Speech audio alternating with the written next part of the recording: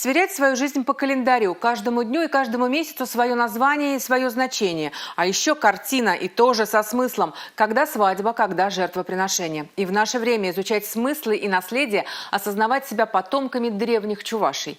Именно «Наследие» Эткер. Такое название получило новое издание «Календарь на 22 год». Работа художника, сюжеты и ценность в репортаже репортера «Республики» Надежды Макашиной. Календарь у чувашей появился всего на 1000 лет позже, чем у майя, за 2000 лет до нашей эры. Жизненный цикл 19 лет, 12 из которых такие, как сейчас. А вот еще 7 из 13 месяцев, такой год из 384 дней. Из-за этого чувашский календарь то и дело смещался относительно славянского. Хотя воскресенье у чуваши называлось Вырзарникун, в переводе «день русской недели». Может, поэтому спустя тысячелетия, в веке 21, когда дневники сравнялись, в чувашском календаре Эткер – наследие. Так много для сердца русского слилось и отозвалось эхом на чувашском языке.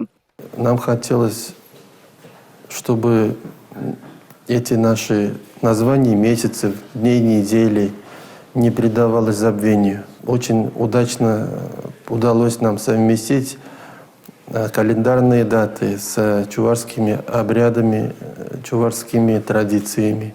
Это, можно сказать, календарь чувашских традиций.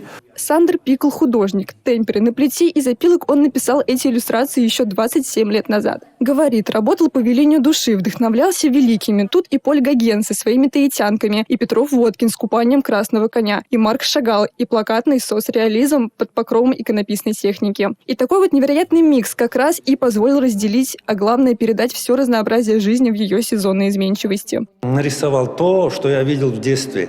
Вот как вот, допустим, в январе в трескучие морозы мы всегда, когда у коровы появлялся теленок,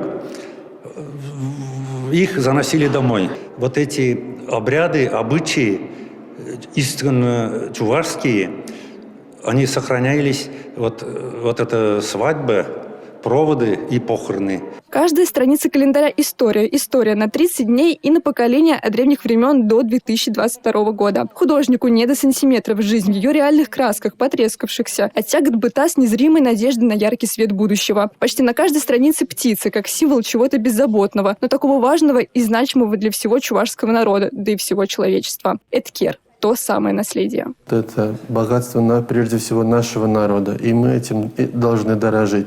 Пусть этот календарь служит нам напоминанием в этом. Совсем скоро начнется новый жизненный цикл, новые 365 дней. Новая посевная, новый урожай. Растает снег, выпавший уже в прошлом году. И выпадет новый, чтобы обязательно растаять. И тогда, возможно, родится новый чувашский календарь. Кто знает, может, в совсем других красках. Надежда Макашина, Регина Кубайкина, Юрий Марков, Республика.